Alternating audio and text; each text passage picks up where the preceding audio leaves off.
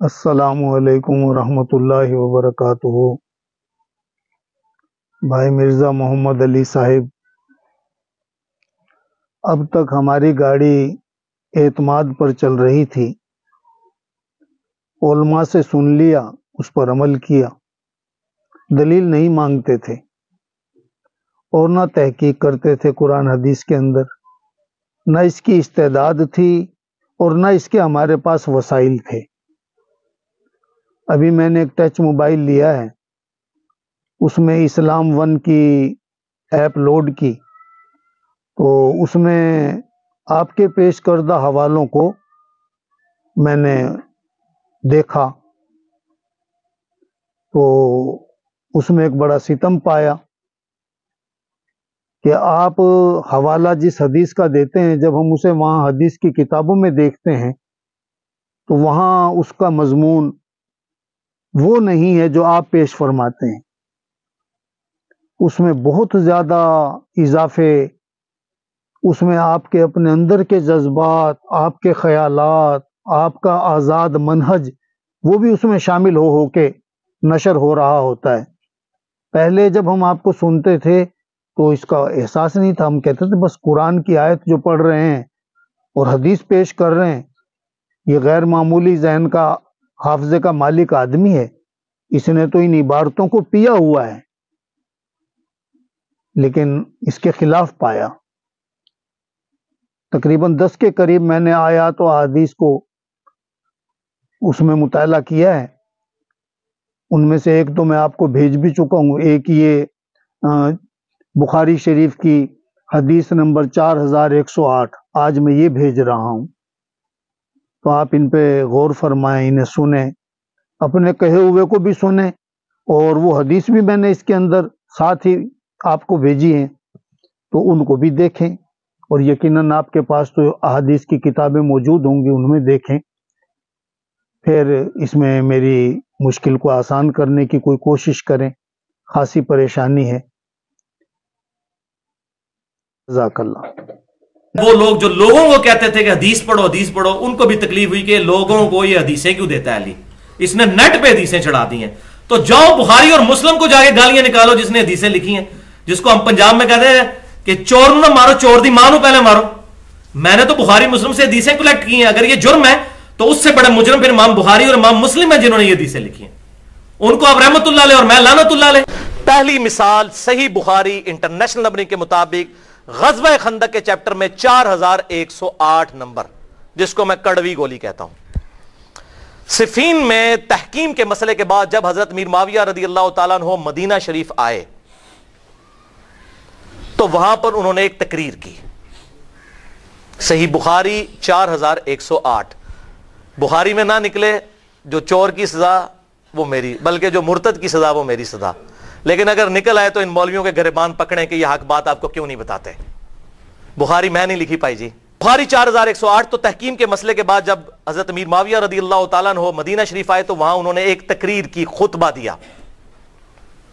وہ خطبہ دیا تو حضرت حفصہ ام المؤمنین، جو حضرت عمر کی بیٹی اور عبداللہ بن عمر کی بہن تھی، انہوں نے عبداللہ بن عمر کو کہا کہ عبداللہ ایسا کرو کہ امیر معاویہ آئے ہیں اور وہ تقریر کر رہے ہیں، تم جا کے ان کی تقریر سنو، کہیں ایسا نہ ہو کہ تمہاری غیر موجودگی فتنہ سمجھ لیا جائے کہ کوئی حضرت عبداللہ بن عمر کوئی اپنی مہم چلا رہے ہیں، جیسے یہاں بھی اگر وہ پارٹی میں سے کوئی مین بندہ نکلے ہو کہتے ہیں دوسری پارٹی نہ ٹور گیا ہوئے۔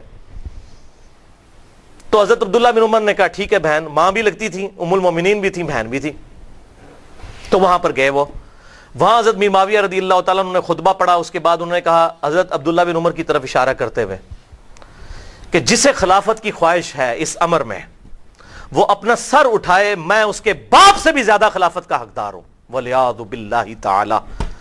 عبداللہ بن عمر کا باپ کون ہے؟ حضرت عمر، مولا عمر، مولا عمر سے خلافت کا زیادہ میں حقدار ہوں۔ لوگ کہتے ہیں جی وہ جی قصاص عثمان تھا، یہ تھا وہ تھا، یہ پتہ چل گیا کیا تھا۔ فتح مکہ پر معافی مانگنے والے لوگ کہتے ہیں کہ ہم عمر سے زیادہ خلافت کے حقدار ہیں۔ وہ عمر جس نے رومن امپائر گرائی یرموک میں، اور قادسیہ میں پرشین امپائر جس کی وجہ سے شام میں بیٹھے ہوئے ہیں آپ، اور آج آپ آ کر کہہ رہے ہیں کہ میں عمر سے زیادہ خلافت کا حقدار ہوں. اصل میں بدلہ اتارا نا، کیونکہ بخاری میں حدیث ہے حضرت عمر نے کہا تھا کہ میں صرف 6 بندوں کو خلافت کا اہل سمجھتا ہوں اپنے بات. پہلے نمبر پر کہا علی، عثمان، طلحہ، زبیر، عبد الرحمن بن عوف اور سعد ابن ابی وقاص. اپنے بیٹے کا بھی نام نہیں لیا. انہوں نے کہا تسی 6 بندوں نے نام لے کے گئے، علی دا پہلے نمبر تے میں ہوں جواب دینا تواڈے وفات تو بعد. جس کو خواہش ہے وہ اپنا سر اٹھائے، میں اس کے باپ سے زیادہ خلافت کا حقدار ہوں. اور پھر جب تقریر ختم ہوئی تو حبیب بن مسلمہ کہتے ہیں میں نے کہا عبداللہ بن عمر، اتنی توہین کی حضرت عمر کی حضرت امیر معاویہ نے، اور آپ نے ان کا وہاں پر جواب نہیں دیا. عبداللہ بن عمر نے کہا اور پائی حسین نہیں روزانہ ماما جمدیاں، حسین حسین ہی سی، اور کیوں نہیں لوگ کھڑے ہوئے؟ یہاں ایک ڈکٹیٹر بدماش مشرف بیٹھا رہا، قتل کیا اس نے مسلمانوں کو لال مسجد کے اندر، کون لوگ اٹھے؟ یہ بڑا مشکل کام ہوتا ہے اپنی جان دینا.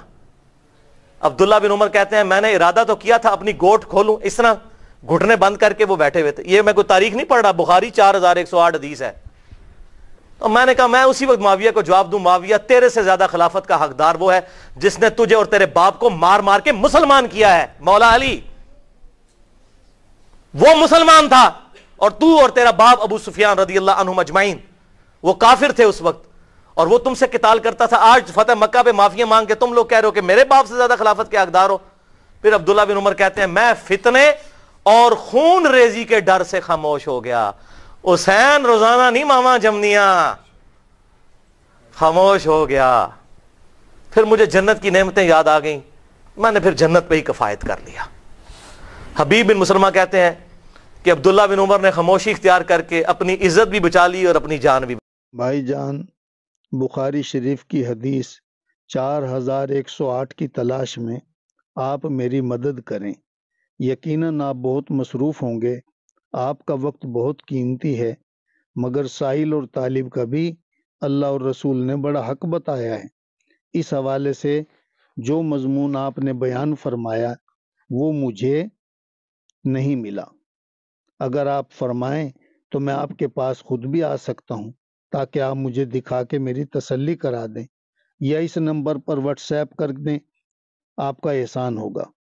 مرزا بھائی، آپ نے اس کلپ میں پہلی مثال اور بقول آپ کے کڑوی گولی بخاری شریف کی حدیث نمبر 4108 پیش کی، اور آپ نے فرمایا کہ اگر یہ حدیث بخاری میں نہ نکلے تو جو سزا مرتد کی وہ سزا میری، اور اگر مل جائے تو پھر ان علماء کا گریبان پکڑو جو انہیں چھپاتے ہیں. مرزا جی، مجھے تو بخاری شریف میں جو حدیث ملی وہ یہ ہے. ابن عمر یعنی عبداللہ بن عمر رضی اللہ تعالیٰ عنہما نے بیان کیا کہ میں حضرت حفصہ رضی اللہ تعالیٰ عنہ کے یہاں گیا تو ان کے سر کے بالوں سے پانی کے قطرات ٹپک رہے تھے. میں نے ان سے کہا کہ تم دیکھتی ہو لوگوں نے کیا کیا، مجھے تو کچھ بھی حکومت نہیں ملی. حفصہ رضی اللہ تعالیٰ عنہ نے کہا کہ مسلمانوں کے مجمع میں جاؤ، لوگ تمہارا انتظار کر رہے ہیں، کہیں ایسا نہ ہو کہ تمہارا موقع پر نہ پہنچنا یہ مزید پھوٹ کا سبب بن جائے. آخر حفصہ رضی اللہ تعالیٰ عنہ کے اصرار پر عبداللہ رضی اللہ تعالیٰ عنہ چلے گئے. پھر جب لوگ وہاں سے چلے گئے، اس مجمع سے لوگ چلے گئے، تو معاویہ رضی اللہ تعالیٰ عنہ نے خطبہ دیا اور کہا کہ خلافت کے مسئلہ پر جسے گفتگو کرنی ہو وہ ذرا اپنا سر تو اٹھائے. یقیناً ہم اس سے زیادہ خلافت کے حقدار ہیں، اور اس کے باپ سے بھی زیادہ. حبیب بن مسلمہ رضی اللہ تعالیٰ عنہ نے حضرت عبداللہ بن عمر رضی اللہ تعالیٰ عنہ سے کہا کہ آپ نے وہیں اس کا جواب کیوں نہیں دیا. عبداللہ بن عمر رضی اللہ تعالیٰ عنہ نے کہا کہ میں نے اسی وقت اپنی لنگی کھولی، جواب دینے کو میں تیار ہوا اور ارادہ کر چکا تھا کہ ان سے کہوں. کیا کہوں؟ کہ تم سے زیادہ خلافت کا حقدار وہ ہے جس نے تم سے اور تمہارے باپ سے اسلام کے لیے جنگ کی تھی. لیکن پھر میں ڈرا کہ کہیں میری اس بات سے مسلمانوں میں اختلاف نہ بڑھ جائے اور خون ریزی نہ ہو جائے اور میری بات کا مطلب میری منشا کے خلاف نہ لیا جانے لگے۔ اس کی بجائے مجھے جنت کی وہ نعمتیں یاد آ گئی جو اللہ تعالیٰ نے صبر کرنے والوں کے لیے جنت میں رکھی ہیں، بنا رکھی ہیں۔ حبیب بن نبی مسلم نے کہا کہ اچھا ہوا آپ محفوظ رہے اور بچا لیے گئے اور آفت میں نہیں پڑے۔ یہ حدیث جو مجھے ملی، لیکن مگر اس کی عبارت اور آپ کے بیان سے مختلف ہے۔ یہ عبارت جو ہے آپ کے بیان سے بہت مختلف ہے۔ مثلا آپ نے فرمایا امیر معاویہ رضی اللہ تعالیٰ عنہ نے خطبہ میں عبداللہ بن عمر رضی اللہ تعالیٰ عنہ کی طرف اشارہ کرتے ہوئے کہا۔ یہاں پوری عبارت میں آپ کو یہ جملہ نہیں ملے گا کہ امیر معاویہ نے عبداللہ بن عمر رضی اللہ تعالیٰ عنہ کی طرف اشارہ کرتے ہوئے کہا، یہ جملہ نہیں ملے گا۔ یہ مجھے لگتا ہے کہ یہ آپ کا تفرد ہے، آپ کی طرف سے ہے۔ پھر آگے آپ فرماتے ہیں کہ جسے خلافت کی خواہش ہو، یہ جملہ بھی نہیں ملے گا۔ اس میں تو یہ لکھا ہے کہ خلافت کے مسئلہ پر جسے گفتگو کرنی ہو، بس بات اتنی سی تھی اور آپ نے بات کا بتنگڑ بنانے کی کوشش کی۔ آپ اصل میں بات کے اندر اپنے جذبات شامل کر کے لوگوں کے سامنے پیش کرتے ہو۔ کیوں آپ کا بیان سننے سے لوگوں کا حدیث والا ذہن بننے کی بجائے آپ والا ذہن بننے کا خدشہ ہے۔ حدیث والا ذہن بننے کی بجائے آپ جیسا ذہن۔ دوسری بات آپ نے بیان کی، حبیب بن مسلمہ نے کہا اے عبداللہ، معاویہ نے اتنی توہین کی، آپ نے انہیں جواب نہیں دیا۔ عبداللہ نے کہا کہ مائیں روز حسین نہیں جنتی۔ کس نے کہا؟ عبداللہ بن عمر نے کہا حبیب بن مسلمہ کو کہ مائیں روز حسین نہیں جنتی۔ اس پوری حدیث میں جو یہ اوپر میں نے نقل کی، یہ جملہ نہیں ہے کہ مائیں روز حسین نہیں جنتی۔ ویسے کہہ دیتے عبداللہ بن عمر رضی اللہ عنہ کا نام لیے بغیر، تاکہ جھوٹ کا وبال آپ کے اوپر نہ آتا۔ حدیثوں میں اس طریقے سے جھوٹ بولنا تو جائز نہیں ہے۔ وہ جو کتمان حق کا آپ کو خوف ہے، یہ تو اس سے زیادہ بڑی وعید ہے اس کے لیے، کہ وعید اس سے بھی کہیں زیادہ ہے۔ پھر آپ آگے لکھتے ہیں کہ عبداللہ بن عمر رضی اللہ تعالیٰ عنہ نے کہا کہ میں نے ارادہ تو کیا تھا کہ گوٹ کھولوں اور امیر معاویہ کو جواب دوں کہ تیرے سے زیادہ خلافت کا حقدار وہ ہے جس نے تجھے اور تیرے باپ کو مار مار کر مسلمان کیا، یعنی مولا علی۔ حدیث میں کہیں یہ تلاش کر کے ہمیں تو دکھائیں، یعنی ہماری آنکھوں پہ کوئی چربی چھائی ہوئی ہے، ہماری آنکھوں پہ کوئی موتی آیا ہوا ہے کہ ہمیں یہ الفاظ نظر نہیں آتے، یا آپ کو کوئی خصوصی وحی ہو رہی ہوتی ہے جب آپ ترجمہ کر رہے ہوتے ہو۔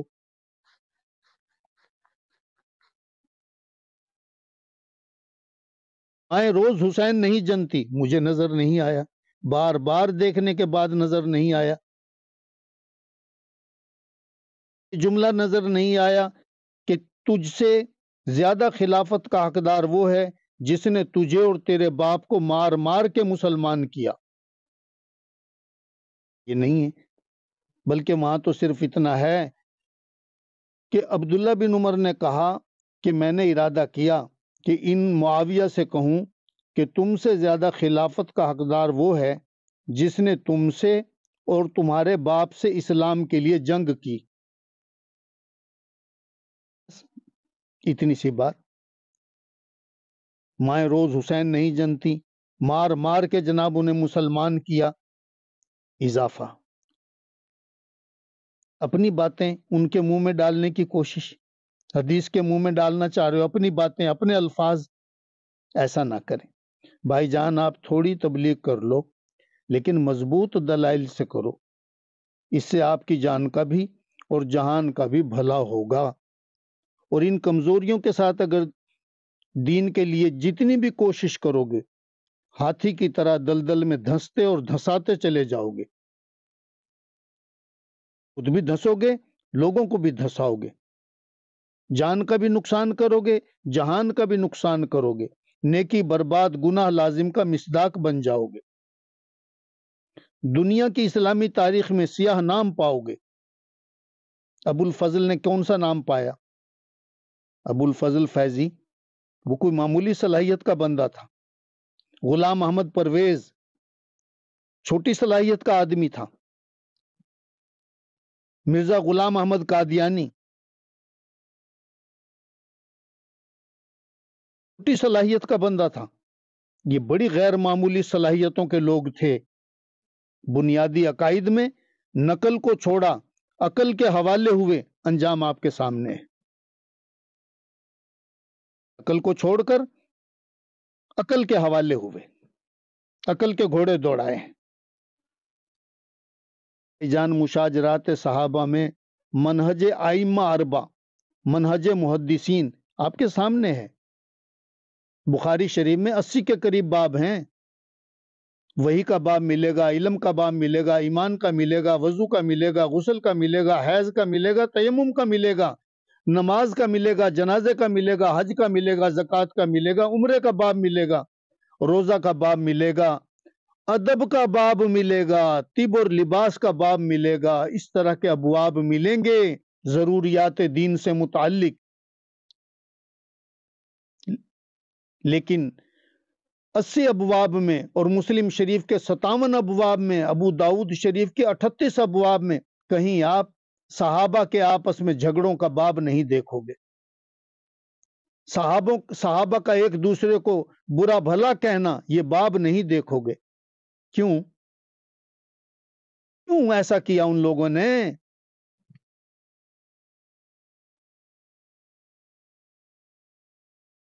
ایسا کیوں کیا؟ اسے غور کریں، سمجھیں۔ یہ ہے منہج ہمارے اکابر کا، ہمارے اسلاف کا، ہمارے محدثین کا۔ اللہ جانے کون سے منہج کو لے کے اٹھے ہو۔ ایک عجیب ملغوبہ وجود میں آ رہا ہے۔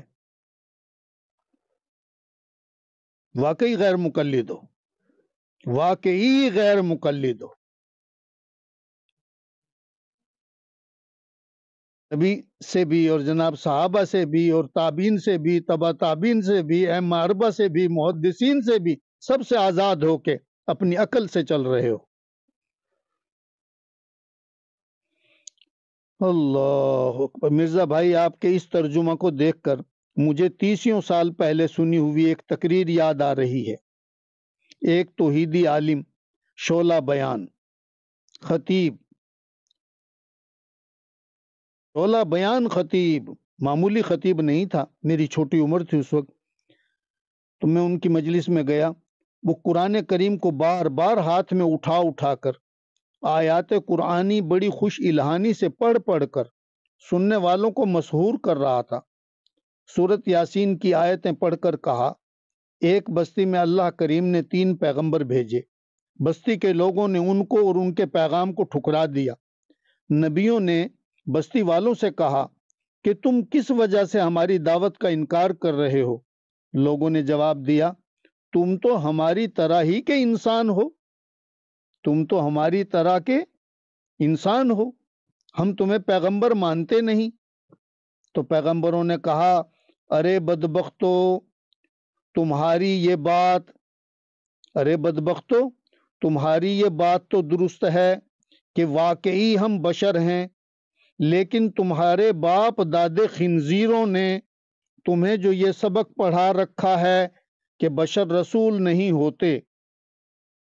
بس یہ کہنا تھا۔ اس پر ایک شخص تقریر کے دوران ہی اٹھا اور مسجد سے ترجمے والا قرآن اٹھا کر سٹیج پر آ گیا۔ کہنے لگا، مولوی صاحب مجھے قرآن میں یہ دکھاؤ۔ مولانا نے قرآن تھاما سورۃ یاسین نکال کر اسے دکھائی. اس شخص نے کہا آپ ہی پڑھیں اور مجھے یہ دکھائیں کہ نبیوں نے کافروں کو یہ گالی دی ہے کہ تمہارے باپ دادے خنزیر. یہ تو الفاظ وہاں تھے نہیں، یہ تو حضرت صاحب کا اپنا اضافہ تھا. مولوی نے جواب دیا کہ یہ تو چھوٹی گالی دی ہے میں نے، قرآن نے تو اس سے بھی بڑی گالی دی ہے. جی قرآن نے اس سے بڑی گالی دی ہے. انا للہ و انا، کہ یہ کافر و مشرک کتے اور خنزیر سے بھی بدتر ہیں. بات بڑھ گئی، ہاتھا پائی پہ اتر آئے. وہ بڑا زوراور نوجوان تھا، اس نے مولوی کو جبڑے پر ایک مکہ مارا. وہ کوئی ایسا لگا 4 دانت ٹوٹ گئے اور جبڑا بھی کریک ہو گیا. مولوی کے عقیدت مندوں نے اس شخص کو لہو لہان کر دیا. یوں کچھ لوگ ہسپتال اور کچھ لوگ جیل پہنچ گئے. جاہل مولوی زندہ باد. آگے کیا ہوا میرے علم میں نہیں ہے، میں چھوٹا تھا اس وقت، اور اس وقت یہ میں نے اپنی آنکھوں کے سامنے منظر دیکھا.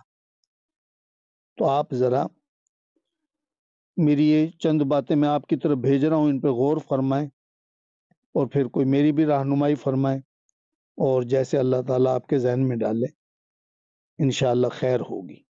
السلام علیکم ورحمۃ اللہ.